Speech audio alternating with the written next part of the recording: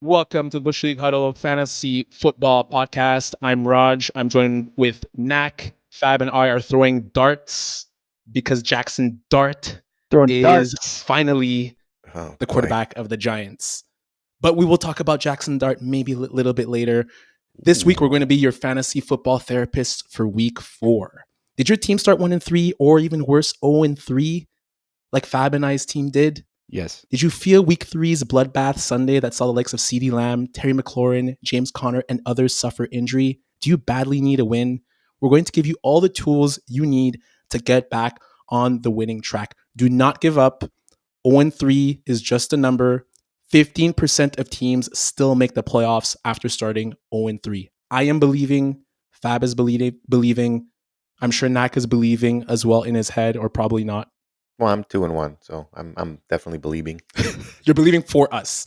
Before we get into Sure. the content, to help you win your week 4, follow us on YouTube, Spotify, Apple Podcasts, TikTok, Instagram, Twitter, X for weekly fantasy breakdowns, daily fantasy breakdowns all season.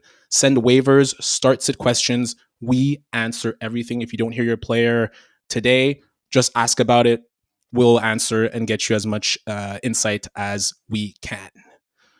We'll start off again with the opening drive. This week's opening drive is brought to you by no one. But we do have 3 buy lows and 3 sell high candidates we want to do quick hitting for you this week. We'll get into them right away. First of all, first buy low, we have Ladd McConkey. For Ladd McConkey, if you look at his 2025, 2024 numbers, he is on par or above in success rate, catches per game, and catch percentage. On the flip side, he has 3 fewer targets per game and a lower ADOT. But I think we all agree we trust the talent and still think there are better days ahead. It's going to be hard to find a cheaper buy low option now with all the noise, the resurgence around Keenan Allen, and even Quinton Johnston, who's able to catch the ball again. We all love Allen so much, but know he gets injured quite often. And TBD, how much can we trust QJ? By Ladd, this team throws the ball. They're 8th in pass attempts per game. There's enough to go around. Second buy low, Brian Thomas Jr., 25 targets in 3 games, 7 catches, an abominable 28% catch rate. It doesn't get worse than this. Oh, but it does actually. Weeks 8, 9, and 10 in 2024, BTJ had games of 4, 4, and 2 targets for a total of 7 catches and 94 yards and 1 touchdown total in those 3 games. No one was panicking then. And in those ensuing 7 games afterwards, he averaged 7 catches and 96 yards and almost a touchdown per game. And spare us the Mac Jones being the wide receiver whisperer. I don't believe that. I don't think we do either. Use the horrendous catch rate to get BTJ on the cheap, real cheap. And finally, the last buy low, we have Chris Godwin.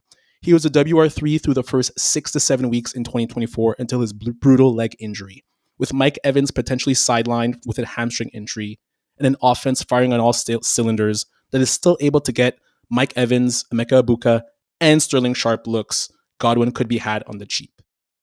Just have one honorable mention quickly I want to get in at QB, Geno Smith. He's 2nd in passing yards, 5th in average depth of target. I think they're going to be throwing it deep a lot, as we saw against the Commanders. Quickly, we'll get into 3 sell highs that if you have them, maybe try to get rid of them, see if you could get even better value. We're going to start with Fab's boy, controversial Kyren Williams. His rush shares have decreased every week from 95% to 77% to 71%. And Blake Corum's usage has increased. 5 carries for 44 yards and a touchdown in week 2, 8 carries for 53 yards in week 3. If you're set at running back and need wide receiver help, Kyren could be worth dangling as the Rams try to incorporate Corum more, who, by the way, should be owned in all formats. Fact. Second sell high, Javonte Williams. Williams has been the lone bright spot for the Cowboys this season, but we're wary of his long-term outlook. Jaden Blue was inactive weeks 1 and 3 and seems set to be active in week 4. So they very much like the former Longhorn. There's also Miles Sanders, who's gotten some good run as well, who's looked pretty decent. Javonte could carve out a decent mid to low RB2 season, but he's actually currently acting as the RB6 in fantasy, above Saquon Barkley, Chuba Hubbard, and Bucky Irving. We don't see that continuing, so look to sell high. Finally, Knack your boy, DK Metcalf. Not necessarily a sell high, but the early signs have been a bit disappointing. He's been saved by TDs because otherwise, 10 catches, 135 yards through 3 games, nothing to scream home about. The Steelers are 25th in pass attempts per game, and Aaron Rodgers is 40th in air yards per pass attempt at 2.3. That is not suited to DK Metcalf's game. DK on name brand alone can potentially dangled as still holding WR2 value while currently being deployed as a WR3. And a final honorable mention at QB, Bo Nix seems to be running a training wheels offense, very poor deep ball accuracy, still tons of stuff at the line relying on yards after catch with his wide receiver, has looked a bit rough. He's been saved by touchdowns. He could be a good sell high candidate as well. That is your opening drive for this week. Any quick thoughts, guys? I like them actually. The one in particular, for sure, on the sell high would be the Kyren Williams. That's a really good one. I know that they've been trying to get more involved, and as you alluded to, they have been. And honestly, the buy lows, the Brian Thomas buy low is perfect. The people who are right now scared of the draftees that drafted him to do, put up solid numbers are probably scared right now. Maybe some of them are 1-2, 0-3. So definitely a good guy to go after. Out of all your buy lows, Brian Thomas Jr. is the one that I'm really concerned about. And it has nothing to do with Brian Thomas Jr. It has nothing to do with Liam Cohen. It has everything to do with Trevor Lawrence. I don't see. I honestly I'm concerned Mac about Jones Trevor operated that offense better, and I don't know what's going on with Trevor Lawrence. Quite frankly, I know the offensive has changed quite a bit, but there are weapons there. And sure, you want to say that there's been a lot of drops that can fall on the hands of the wide receivers. Fine, I'll give you that, but I'd be concerned with Brian Thomas Jr. Even if you do buy low on him, I don't know. The outlook for me is, put it this way, I'm not targeting Brian Thomas Jr. as a buy low candidate myself. So Knack, last word. That was what I sent today. Out of 270 qualifying QBs since 2020, the Jaguars receivers through week 3 have the number one highest drop weight and the highest rate of total receiver error. So 32% of Lawrence's incompletions are on his receivers. Yeah, so that's a big number. Though it's on both. Yeah. It's on, and you saw like Liam Coleman. I think it was the second game. He was like hitting his chest, like telling Lawrence, like hit them in stride, get more accurate. So I think for Thomas Jr. it's definitely their confidence issue going over the middle. I think that'll correct itself. The drops tend to correct themselves. I don't think he has a Marvin Harrison Jr. drop problem, which we could talk about later. Harrison is a clear issue at the catch point that 100%, even he had at college. Yes. But we'll see. I think these are all 6 players that could go swing one way or another. But we'll see. If you guys have any other players that you're considering as buy lows or sell high, please let us know on social media. We love to hear it. We're going to move on to our next segment, our usual love-hate picks for week 4. We'll look back at last week. So last week, actually, a redemption week for your Bush League Huddle boys. 10-5 after I believe we went, what did we go? Like 3-12 the week before? It was... Let's not talk about the week before. Yeah, let's just not talk about it. Look, we got to be accountable. We were 4-11. So we got to be accountable. We did much better, 10-5. We'll go through it. Fab, you were 3-2. You hit on Sam Darnold as a love. You missed out on Aaron Rodgers and Zach Ertz as a love. You hit also on Jake Browning and Bo Nix as hates. So that got you to 3-2. Knack, a beautiful 4-1 record. You did not sandbag at all. You did not cheat with players who are, top 10 players. Here we go. Why am I branded this? Notice how he goes 4-1 last year. But you've been very good this year. Notice how he goes 4-1 on the week that doesn't have any spicy takes. I don't know. I think it's is it a coincidence? Maybe not. I think not. Knack, you hit on 2 out of your 3 loves with Cam Scadaboo and Jordan Mason. You had Harold Fannin as a love, but he didn't pan out. And you hit on both hates, RJ Harvey and Trevion Henderson, although I think Trevion Henderson, it's going to be maybe the last time we see him in the hates. I hit on that, and he scored a touchdown. Yeah. So that just shows you how bad he was. Yeah. And even I, 3-2, I hit on my lone, or 1 out of 3 loves in Elik Ayomanor, who scored a touchdown. I missed out on Troy Franklin and Jatavion Sanders. I think I pushed with DJ Moore. I think it was very, very on the fence, right? Like he had like 13, 14 projected points. He did get a touchdown, but he's still below his projection. Travis Hunter, that one is becoming easier and easier. I hit on that hate as well. So week 4, we got Knack doing the quarterbacks. I'm doing the running backs. Fab will do the wide receivers, and then we'll go round table on tight ends. Knack, I'll leave it up to you. Hit us up with the quarterbacks for love hate for week 4. Yes, sir. Here we go. We'll start it off with Mr. Geno Smith as my love. As we aforementioned, Geno Smith at the beginning, currently going as QB17 versus the Bears. So he's kind of had an up and down year. First 3 weeks of the season, 20 points, then drops down to 6 points, and then 30 points in week 3. So a little bit all over the place. So we're not always sure what we're going to get with Geno Smith, but this week he gets a Chicago defense that gave up 24 points to J.J. McCarthy and almost 40 points to Jared Goff. So they're giving up right now the third most points through the QBs through the first 3 weeks. And with Chicago's offense kind of coming to life, I think Geno is going to have to go toe-to-toe with Caleb. And I think he should push for some top 10 numbers this week, Geno Smith. So definitely must start in 2 QB formats, and even think about starting him in 1 QB formats as well. Genty's inefficiency is an amazing value to Geno Smith. Maybe Trey Tucker, TBD. Fab, what did you want to say? It's not Genty's inefficiency. Can we just... Here we go. I know, but like 3 games in, we can't call the guy like it's inefficiency. The guy's he's getting contact before he hits the line of scrimmage. I just want to put it out. I agree. I want to put that out there. That's all. I agree. But do you have anything to say about Geno Smith? I'm sorry? Do you have anything to say about Geno Smith? I'm starting him this week. I love him. He's a love for me too. There you go. He's a love for me too. Chicago give up the 3rd most fantasy points to opposing quarterbacks. Let's go, Geno! What you said, Knack, about Geno, that's Geno Smith football. It looks great 1 week. I had him last year. The ride is roller coaster, but hard to disagree with that take. Who's your second love at quarterback? So this one might be in a little bit of a shocker to people, but I like Tua Tagovailoa, consensus QB number 25 this week, going on Monday night at home versus the Jets. So might not be the same player. I know, Roger, you mentioned it earlier, post-hip injury, and not to mention the 17 concussions he's had as well. So he does seem to play a little bit more scared at times, and you can't really blame him. The guy is worried about one more concussion, and that's a career. So he's thrown only 5 TDs though through 3 games, so that's kind of alarming. And also has 4 INTs and has at least 1 in each week, with 2 coming in week 1, I believe.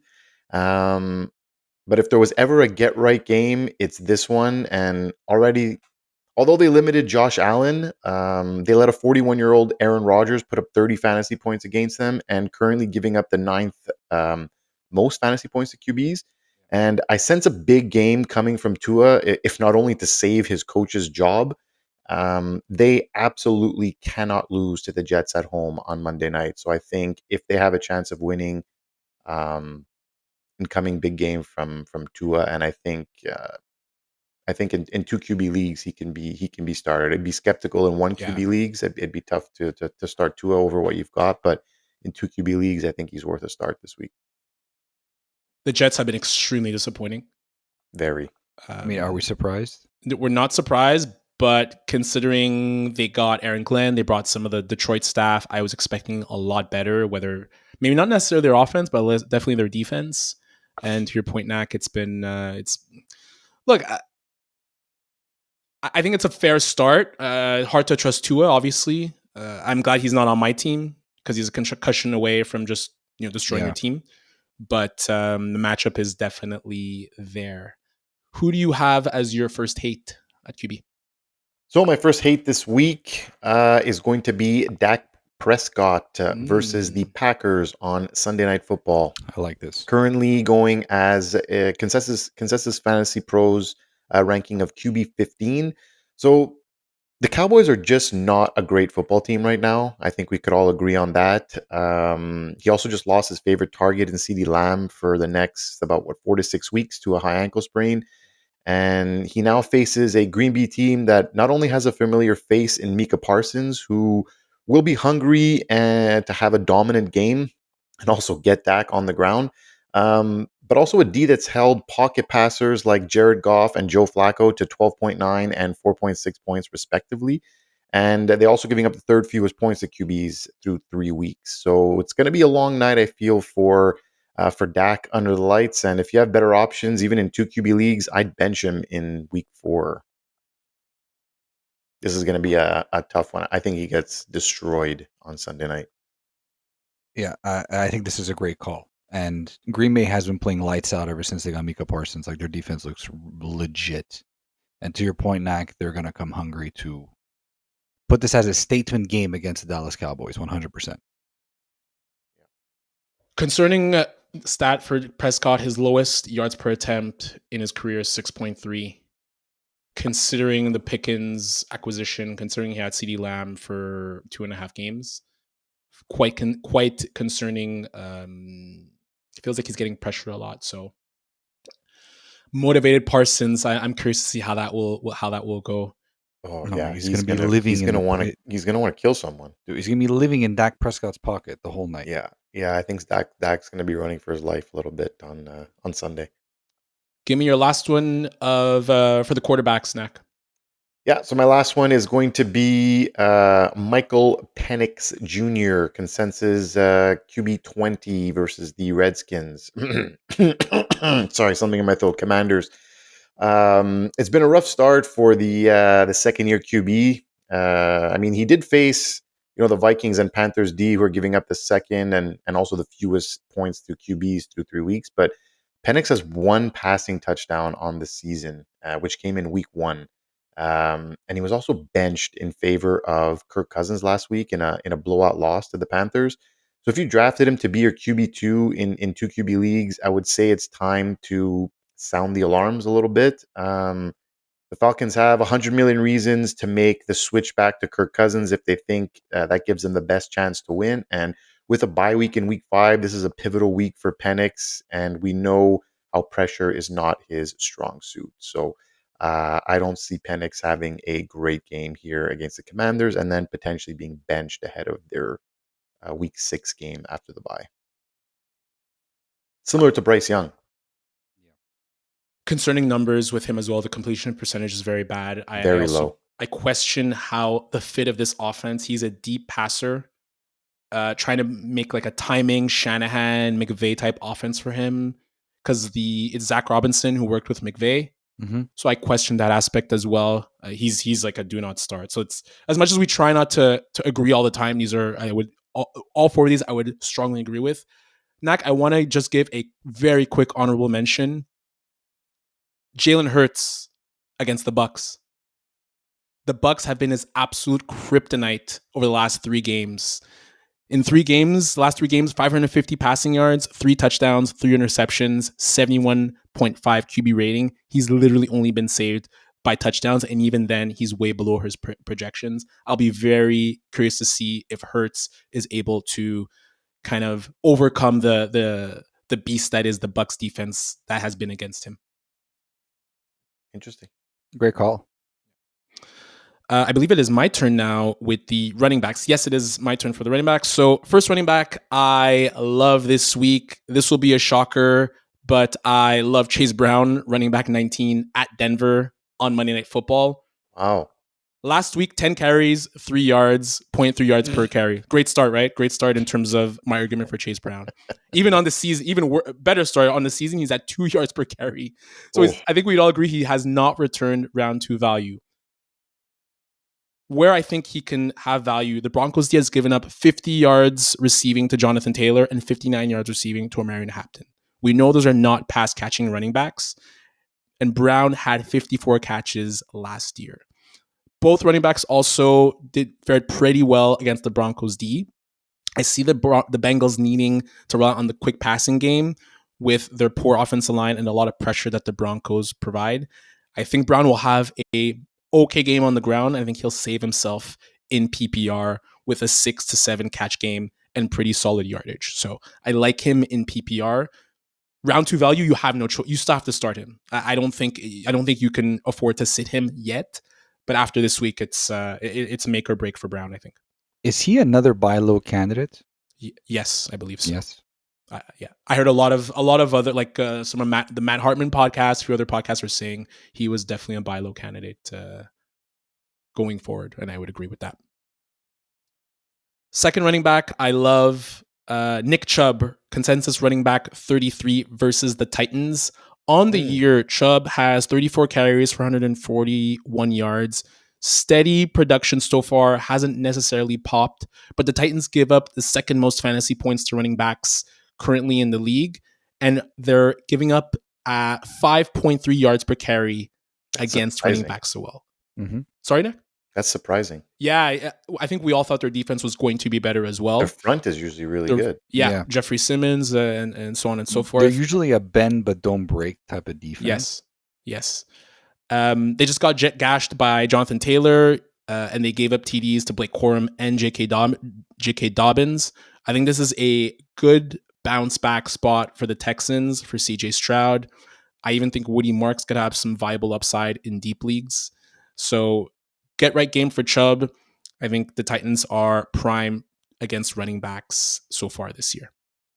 Chubb, for all of his limitations, right? He hasn't looked that bad.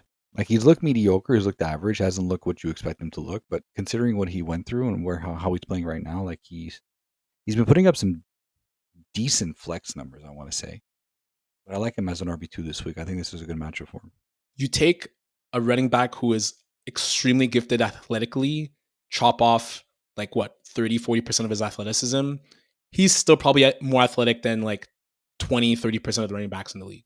Yeah, he was a freak of nature. So. Yes.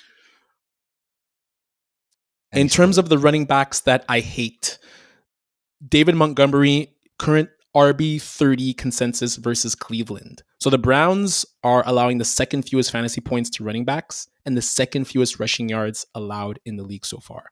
They held Derrick Henry to 11 for 23, Josh Jacobs to 16 for 30, and Chase Brown to 21 for 43. Myles Garrett is on another Defensive Player of the Year run. And even fifth overall pick Mason Graham has been absolutely awesome. I think he had a 43% pressure rate against Jordan Love in the last game. Don't chase last week. I think Montgomery gets stonewalled despite the 151 yards. I think that's a trap spot, and he is on my hate list so far this week. Yeah, that's a good point about the trap spot, because actually Baltimore, after last week, now give up the most fantasy points to opposing running backs. Yes, James makes sense. Both backs got 2 touchdowns each. Yeah, it's a bit of an outlier, but still, right? I mean, this is not I don't think this is the Baltimore of old where they had a proper run defense. That's another one. I have no idea what's wrong with Baltimore's defense. Same. They look like a shell of themselves, honestly. Well, I tweeted out today. I'm here for it as a Steelers fan. I'm definitely here for it, and I hope they go 1-3 this week when they play the Chiefs. But something's off with them. I tweeted out today, and I saw Fab. I think you liked it or retweet. I think we have to have a conversation about John Harbaugh. It's getting stale there, and that defensive identity that they used to have is not there anymore. And they have too much talent. Too much talent. Even on defense, there's a lot of talent on defense. There's so much talent on defense. It doesn't make any sense. They couldn't get to. Although Jair Alexander hasn't played yet, which could maybe change things. But and Humphrey hasn't played well either. He's gotten gashed pretty badly. My last hate at the running back position is Javonte Williams, running back 20 consensus versus the Packers. It's been a nice bounce back season. I think we've all agreed. There's some trepidations on drafting him, but the matchup is tough. The Packers are allowing the 8th fewest fantasy points to running backs. We saw them shut down Jahmyr Gibbs. Although he's not a running back, they schemed against Jaden Daniels very well. Yes, Quinton Jenkins was able to find room to the tune of 18 for 94. A lot of that came on one run. So as good of a field goal story as this is for Javonte Williams, I expect Dallas to be trailing, and I think the ball will see and go to George Pickens and Jake Ferguson more so than Javonte, excuse me. Makes sense to me. 100%. And now that's it for my running backs that I love and hate. Fab, you are up with the wide receivers. Yeah, so it's my turn for the wide receivers. Ladies and gentlemen, attach tatuk. Wear your hats, buckle your seatbelt. My first love for this week with wide receivers is Chris Olave at the Buffalo Bills. So first of all, can we just put some respect on this man's name, right? I mean, 3 straight games of 11 plus PPR points. He leads the league in targets with 37. Super high floor with the minimum of 6 receptions and 54 yards per game. Obviously, not an amazing matchup versus the Bills, but Olave is due for a TD, and both Hill and Waddle hit pay dirt last week. Buffalo have given up 4 passing TDs this season, tied for 3rd highest. The season is very young, but still. He's ranked as wide receiver 31, which is ridiculous in my opinion. I like him as a top 20 play, easy wide receiver 2, especially if he hits pay dirt. Guy's a fantastic floor. I like him a lot this week. And honestly, I've come around a little bit on Chris Olave for the remainder of the season. He's actually turning into a very viable wide receiver, a startable wide receiver week in, week out. I got to give props to my boy. He's played. It's the Alvin Kamara role. Like he's just spamming himself to 10 catches for 57 yards. Do we not like those PPR points? We sure do. In our win column. You know what? Look you at know his what we stat all line? have in common, guys? None of us have Chris Olave, and we're all striving for wins right now. Okay? Yeah, you're right. Hey, preach on, brother. Speak for yourself. But you look at his stat line, 23, 130, 65. You think he's a running back. The stat line leaves a lot to be desired, Yeah. but let me tell you, when those points translate Still in counts. PPR, you ain't going to be complaining at all. And at wide receiver 31, there's a lot of guys that are like going ahead of him from a ranking perspective that I kind of like Olave more, Hey, despite the 37 tough matchup. targets, though, through Yeah. 3 games. He's not injured. He's getting targets. 10 for 57. They've been competitive in 2 out of the 3 games. It's, I believe. Yeah, they have. So And you have to assume he's finally creating a rapport with the quarterback, which is the most important thing. My second love for the week is the aforementioned Quinton Johnston at the New York Giants. So the Giants surrendered. these are all your favorite players. Yeah, pretty much. Well, me and Quinton Johnston have to have some words, to be honest with you. Like, if it doesn't work out with this love this week, I don't know if we're ever going to have a conversation again, but that's a different conversation for next week's episode, I guess. So the Giants surrendered the second most receptions, 46, and yards, 587, to opposing wide receivers. Johnston needs to be in your lineup after starting as hot as he has in the first 3 straight games. 71 yards or more, 3 straight games of 7 targets or more. This week he's ranked as wide receiver 32, which is another WTF. Like, I don't get it. You know, he has a top 10 finish upside written all over this week. I mean, Giants defense is very, very, very no bueno. And to be honest, I would start every single Charger this game versus the Giants. I wouldn't be surprised if they all get in the end zone. I wouldn't be surprised if they all ball out. That secondary, unfortunately, is not coming as advertised. And maybe out of the 3, one of them, when I'm referring to 3, I mean like Quinton Johnston, Lam McConkey, and Keenan Allen, one of them might have a bit more of a tougher game. But apart from that, I mean, I don't see Quinton Johnston finishing as wide receiver 32 this week versus a very, very, very porous Giants defense. Knack. You feel like you want to. He was talking today about how the Giants defense was like really good. No, I thought they played well against. I didn't say thought they really played well good. against I said KC. they've been playing better. Okay. I've been saying Okay. better because I thought they played well I against can't say they're KC, really yeah. good when they give up 22 points to Washington and another 22 points to Kansas City that doesn't have a single wide receiver to throw to, and giving up 40 points to the Dallas Cowboys, which like 9 of those points or whatever, 12 of those points came from the kicker 60 yards away. I feel like this is a good game to start all 3. I fear it's going to be very hard to predict. As much as we like Ladd as a buy low candidate, it's going to be very hard to predict on a week-to-week basis. I think Ladd is the odd man out. I think Keenan Allen coming into that offense really ate into Ladd's production out of the middle and sort of the short yardage stuff and all that stuff, right? I think he's the odd man out a little bit because Quinton Johnston, his game has always been more of a deep stretch, really contested catch, even though he doesn't always catch properly type of game. So I don't see it hurting him long term for Quinton Johnston, and maybe this is finally the receiver that we all expected him to be after year 1 and year 2. But I wouldn't be too concerned, to be honest with you. Herbert trusts Keenan Allen. Yeah, he You loves could see him. that there's a trust there. Huge. Like Yeah, third it's like down, he's looking his way every time. it's shades of Brady and Edelman or Brady and Welker. You know what I mean? Like it's just the guy that you trust and you always want to throw to, or Rodgers and Randall Cobb for that one weird year. You know what I mean? Like it's Yeah. Or Rodgers and DK Metcalf. or Rodgers and who?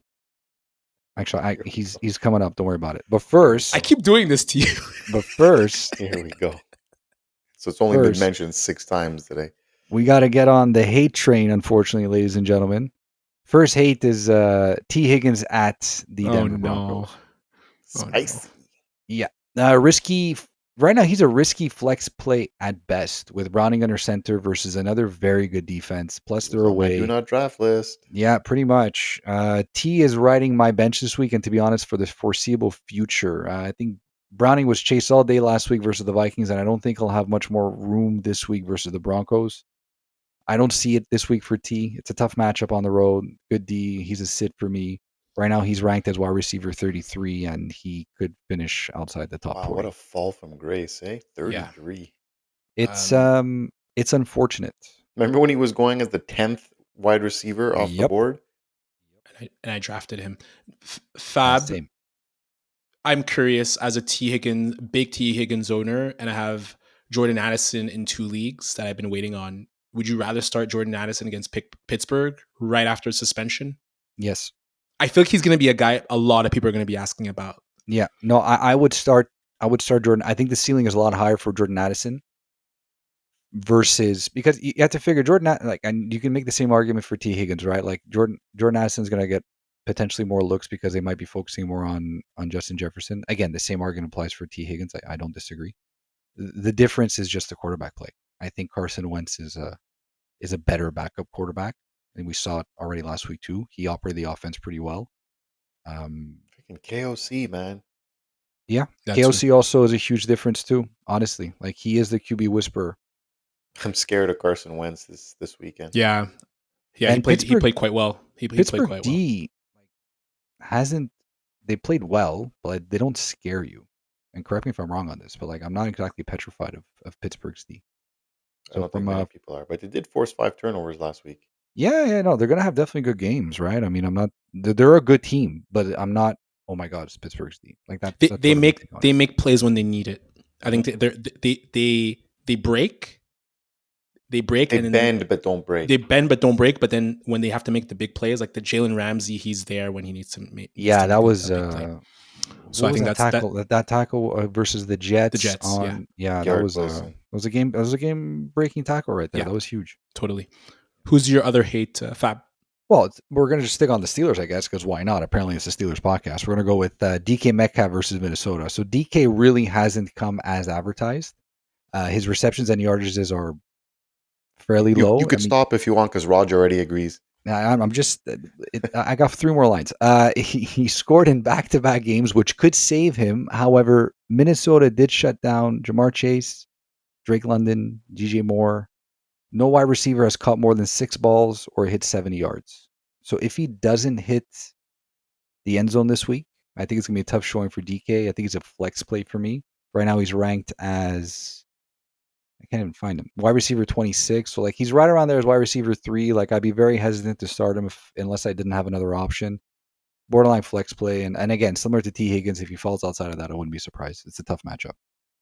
Knack, quickly, just what's going on with that offense? Look, I know they're 2-1. It's not like a panic situation, but it's not come as advertised in my opinion. Metcalf and Rodgers. I don't even blame Metcalf or Rodgers. It's the offensive line. He has no time to throw the ball. He's hit on almost every drop back, and they're saying. And on Roethlisberger's Footballin' podcast, he actually said it too. Like, you can't have that offensive line. Like, he doesn't even. They're scared to go to call plays to throw balls down the field because he doesn't have time to throw. Like with that 2.3 second window, the ball's got to be out or he's getting destroyed. Man. The offensive line, they invested a lot on that O line, and they're not getting the return on the investment that they thought they were going to. It sounds like 2021 Big Ben. Like when Like, just get the ball out as soon as possible. And that's what we're seeing in terms of the number of air yards. So to your point, I think so far it's hasn't been as advertised at all. Correct. Thank you very much. Thank you very much, Fab, for your wide receivers. Those were quite spicy, as you and Nak like to say.